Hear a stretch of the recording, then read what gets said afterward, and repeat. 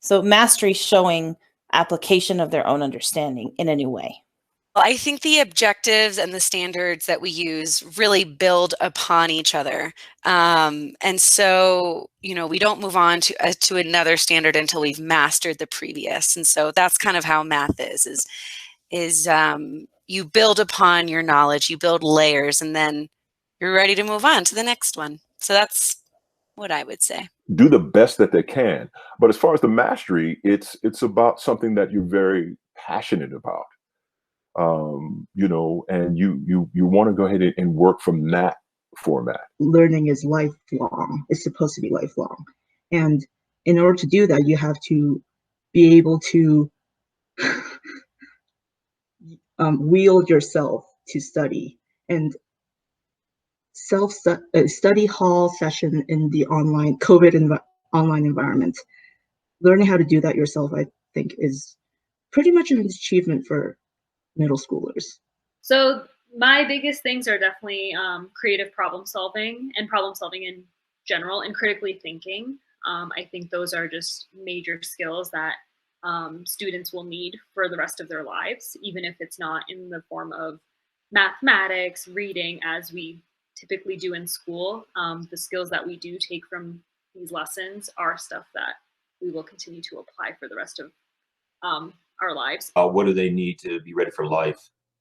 Because as we know, life growth doesn't stop in 8th grade, doesn't stop at 12th grade, doesn't stop at 16th grade. It doesn't stop for those people that really want to find out who they are. And so I would say that for me, it's the critical thinking, speaking, writing, and I add into that the critical creation part, which for me is that how well do you take your world and environment and manipulate it? But to do that, you have to be a great reader. You have to be a great thinker and speaker and writer, so that the articulation of those ideas becomes something that truly expresses what an individual feels. I really believe those are 21st century skills. Technology, without a question. I just covered the 4th industrial revolution, which is not upon us yet. It's starting. It's the AI. It's the technology and biology combination. And I told my students, I said, you're either going to be on the bus benefiting or get run over by the bus. It could be music, it could be your acting, it could be public speaking, it could be community work. You want to approach that from something that you're really passionate about as far as mastery, and it'll help move the assignment and completion of the assignment along. In the ELA class in particular, we've been doing a writing assignment, and I really with the kids, just try to have fun with it. I want you. Try to make me laugh was one of the things I said to them. Use your imagination and try to make me laugh. That's a mastery. That's something you can use. So trying to incorporate their everyday lives into representing their exhibition of mastery. And we've come up with some really great things, from sports activities to just, like I said, maintaining an ATV, maintaining a vehicle, understanding how it works and what it needs to stay in that top shape. That is a skill that you have learned and that you are honing in and crafting. And so they're building and designing these franchises from the ground up. And I think these will be a really good exhibition of mastery. So make a list of the things that you do at home. Sit down and make a list. And I know, and they'll say, well, all I do is eat and play video games. I'm like, no, I know you do more than that. I said, I've seen you in my class drying dishes. I've seen you literally washing dishes and drying dishes while you're in my class. So I know that you do more than just those two things. So I need you to come back to me with a list. Walmart, all the food was gone, no TV inside, and I knew this was going wrong. When I see work that I feel like goes above and beyond, I'm calling those kids out, and I'm asking them first, hey, can I show your work? And if they say yes, and invariably they do, then I'm showing the other students in the class, hey, this is outstanding work. This is excellent work. This is how it should look. And some of the, I've had some kids say, well, right, but I don't have to do that to get the grade. No, you don't. But this is what excellent work looks like. I'm doing a capstone project for my school, Berklee College of Music, and it's a really important, and everybody has to do that before they graduate, before they go through the cap and gown. And what it really is just a culmination of the work that I have done during my freshman, sophomore, junior year, now in my senior year, to really get ready for what's happening in the outside world. What am I going to be working with? How am I going to make that applicable or apply that to my teaching? So it's very, very important. It wasn't just a performance, because there were other courses that I had to do. I had courses in law, marketing. There were other courses surrounding my music performance course that I will need to bring to the table if I want to go ahead and be successful in the outside world there. I think most of the times the kids are free to be themselves, and I think that is an impressive result. Although that might seem just obvious, but I don't think all that is also product of some kind of education, and that I think that is part of the Turquoise Trail's strength. One of my students really highlighted transportation, the development of the railroad, but then the impact on Native Americans. And so the visual representation was the railroads and the Native Americans, including, for example, wiping out the buffalo population because they shot them from trains, those kind of things. And so I thought it was really an interesting project because it forced them into a visual representation versus a written one. And I extend learning through projects that allow students to take their knowledge and apply that knowledge, and then to really start answering some critical questions. So, for example, in humanities, we're studying the Industrial Revolution, and they're doing a choice of 7 different projects. And those projects are all based on identifying the issues that we have talked about in class: working conditions, child labor, women's rights, laborers versus bosses in factories, and then seeing how they can extend those issues and explore those issues and really dissect those issues through projects. And that also is a display of mastery. So it's all pretty important, but it's all intertwined. One leads to the next, leads to the next, leads to the next. Science requires a lot of drawing and modeling, and this class asks them to model and revise models and come back to them and use them to identify the next step or the next question answer from previous models. So a lot of the artifacts that they create are models and revision of those models from the beginning. On Spanish, there is an elective class. I love that the students, they are on the way to explore, to know a second language. And my purpose is that they could be bilingual if they want. So they are making recordings, they are making videos when they are practicing the Spanish oral and also reading skills, and they can express in second language what they want to say. And also they are able to understand another language. The fact that they can go back and use previous models to answer those questions, because that shows that they have an understanding of the content, but then they can put their own idea on it. The next assessment that we have is taking an example of an earthquake and explaining what happened to the ground. Instead of using Everest as our model, they have to go and find another explanation of why this particular incident is different.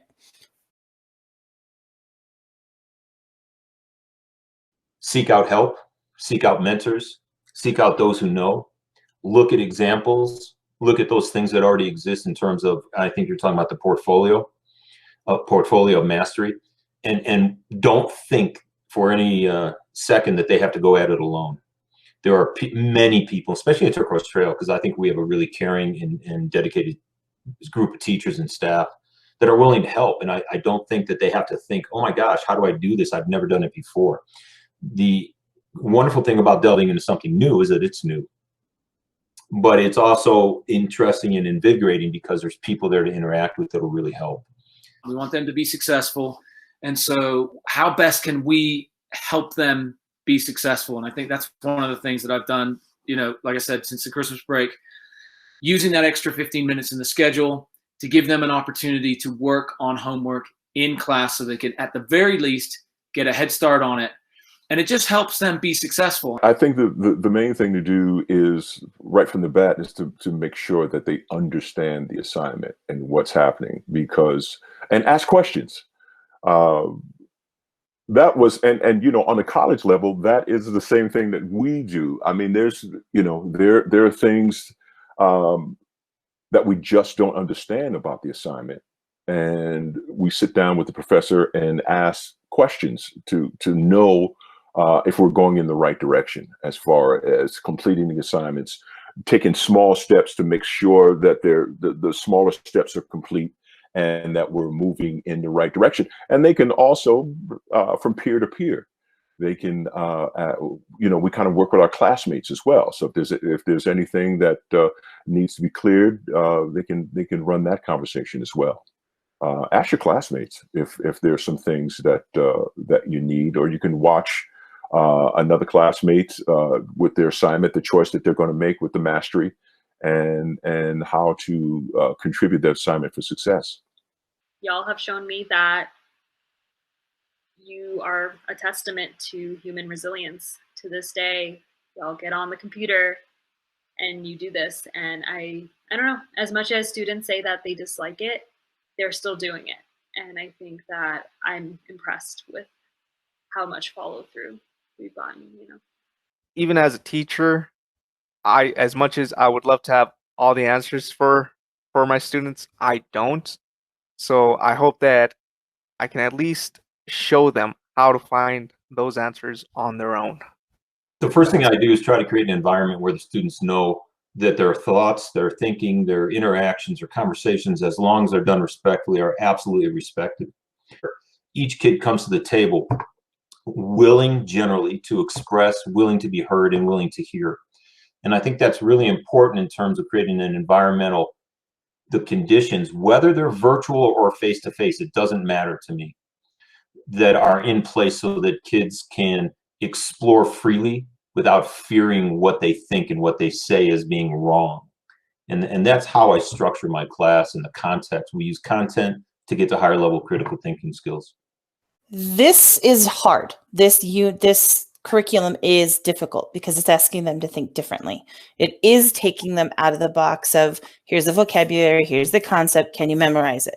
It's asking them to think differently, look at problems around them differently. And if they can pass this class and go through it and have a better understanding at the end, I think they should be proud of the fact that they've worked really hard, because I pushed them really hard with this content. The best advice that I could give them is that you could always do better.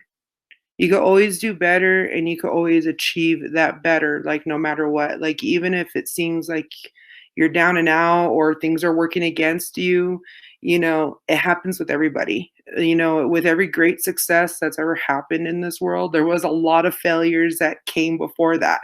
And, you know, it's just a matter of stepping up and plugging away and just getting it done, and always doing the better of yourself, doing the best that you can, no matter what. No matter what. I think courage is a big word there. It's really important, because small group, for example, they have the opportunity to ask questions. I make sure that I just kind of go around to each student and find out where they're at in their assignment. If they have any questions, that's how I start each small group with. And I see it happening now. And I hope that they can transfer the way that they ask questions, the way that they solve problems into a larger group. And that's it. To me, that word courage is really important. And it gives them a chance to kind of, in the end, focus more on their assignments. The importance of thinking about themselves and knowing themselves, because I think that's really important. Whatever decision you make in life, if you put in your time to any kind of work, that is going to be valuable, whether it looks fancy or not. It's the time and the work and what you think is valuable that matters. I would say that everybody is good at something. So I think that everybody has something to showcase. It does not have to be, exactly the same as everyone else, but I think that everyone has something to contribute, as we do in a classroom. Every person has their role. Everybody has something to offer to the discussion. So I think that I would want to say that one size does not fit all when we're talking about exhibition of mastery. It can look like many different things, and to not get hung up on things that you personally think you can't do, but to focus on your strengths and how you can highlight that the most in this kind of a project. So I would say for the exhibition of mastery, not really focusing so much on what assignment or assessment that you received the best grade on, but rather what are you most proud of and what did you have most fun doing? What did you enjoy the most? And that way, when you are explaining that assignment or talking about it, it comes through that you enjoyed it and you liked doing it. And that's huge. That's a big part of school and learning. Go after it, show your best, show what you've mastered, but at the same time, seek help in figuring out how to do that if there's questions out there. I'm certainly going to advise all of my students on what I think they should be doing with the portfolio. I think it's a great thing to have, to say, look, here's what I've done for the 8th graders throughout the 8th grade year. And I think that's a fantastic representation of not only them, but of Turquoise Trail. I have very high expectation for all my students, for all my classes, because I know that all of them, they are very smart. I know that all of them, they are very dedicated when they want to be. And I start with them setting a mindset that they can do everything that they can and everything that they want when they have a purpose, when they have discipline, and when they try and they practice. And it's the way that they can get the mastery on everything that they want to complete. I think by how well they express their ideas. Some students respond in just a few words to a question, others a couple of sentences, some even produce paragraphs to answer a single question. And that's all fine. All three of those different scenarios are fine because the students are still communicating their ideas effectively. They're getting their points across. Even if it is just a few words, they're showing that they really understand the concept that's being discussed. Science is all around us. You can use it to show everything that you understand. I love science, and I keep telling them, what about this? Look around you. Do you see this happening around you? Exhibition of mastery is that same idea. You're always learning from something you've done, something you've seen, something you've read. I think they need to apply the different parts of their life into that exhibition of mastery. Don't tell me, show me that you know something. And to that regard, I try to use more visuals and varied visuals and examples as opposed to just kind of talking, which in this virtual environment is very, very strange because it almost seems like either you're talking too much or not enough. So it's also about kind of finding that balance there. Just being open with your communication towards anybody in the school, whether that be your advisory teacher, the administrative staff, maybe even your study hall teacher or your classmates, because using the members of your community to really help yourself can show not only what you know, but how you're involved in the community and how you, as students, are able to really influence the learning environment that they're equally a part of, as well as everybody else involved. And I think having that open communication, as well as being willing to maybe rework something. If you want to show a real exhibition of mastery, you could maybe revisit a project that you felt you could have done better on, or maybe a research that you can, you now have the knowledge to expand a little bit and just show that you are learning just a little bit more, showing growth in whatever area interests you.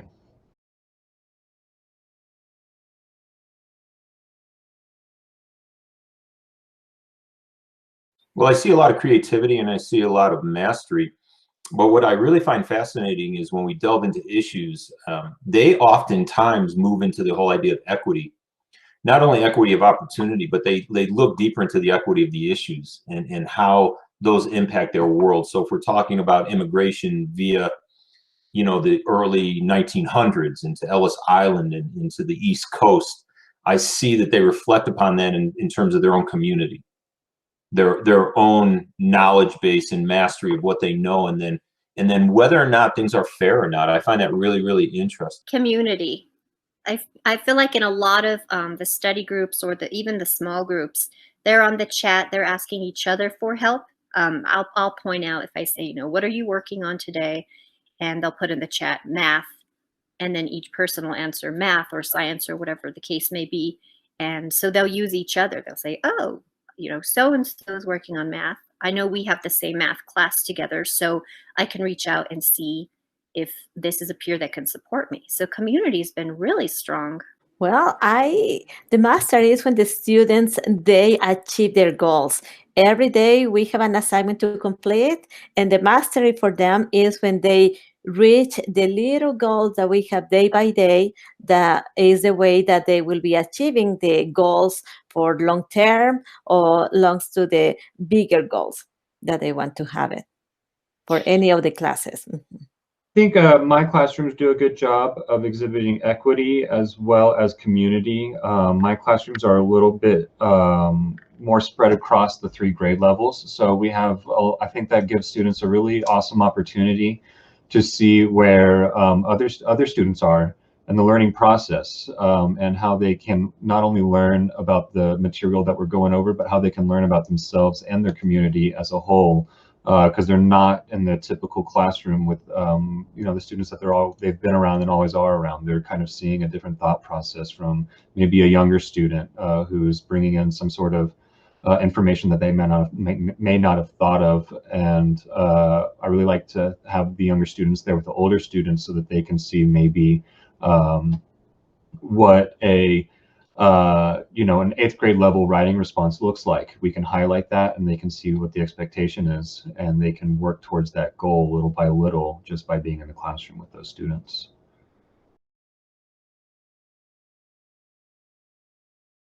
Well, I am noticing a lot of development in terms of independent work. And I think a big part of that is being comfortable enough to ask for help, take the information and apply it, not being necessarily guided by their hand, but just they can ask for help, get the information and apply it. Like, don't just fall at the first hurdle. Definitely I see a huge, maturity happen as far as responsibility, getting work done, getting assignments done in a timely manner, and willing to accept responsibility when they're not, doing their assignments on time. It's great to see, the kids maturing like the way they are, and to be able to adapt and change and to keep that change in a positive manner. So honestly, they're able to adapt to that change it to a positive, which means that later on when they are, in higher levels of education, whether it be high school or college, they'll be able to adapt in that surrounding as well. They'll take on the responsibility, and, they have the capability of choosing of doing it and not doing it. And most of the time they end up doing it and being successful on it. And that's just something I've seen, greatly increase through all of my classes, study hall, health, and, it's all about the maturity. And I'm seeing it, develop and grow every single day. Well, I think they have learned a lot of accountability with this online model. They are pretty much on their own in terms of having to get it done. They do have a lot of support they can reach out for with their teachers and even with their peers and their small groups. But accountability seems like it's been a really big deal. They've got to show up, they've got to be present, they've got to have their cameras on, they've got to be willing to participate, and they've got to be willing to do the work.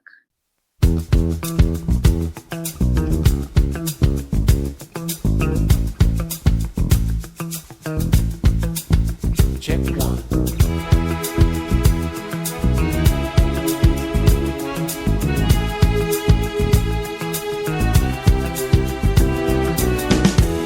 When I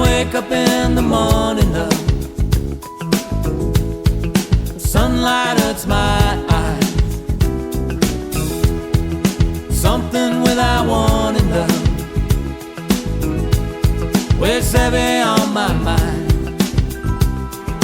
Then I look at you, and the world's alright with me. I just one look at you, and I know it's gonna be a lovely day.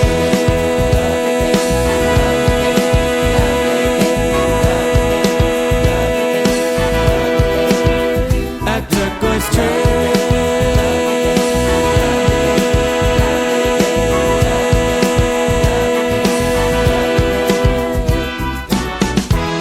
When the day that lies ahead of me seems impossible to face, someone else instead of me always seems to know the way.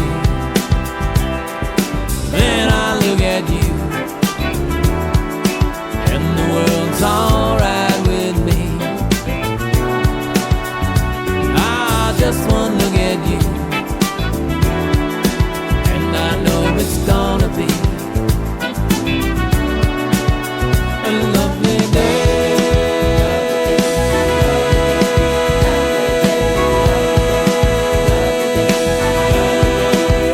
At Turquoise Trail.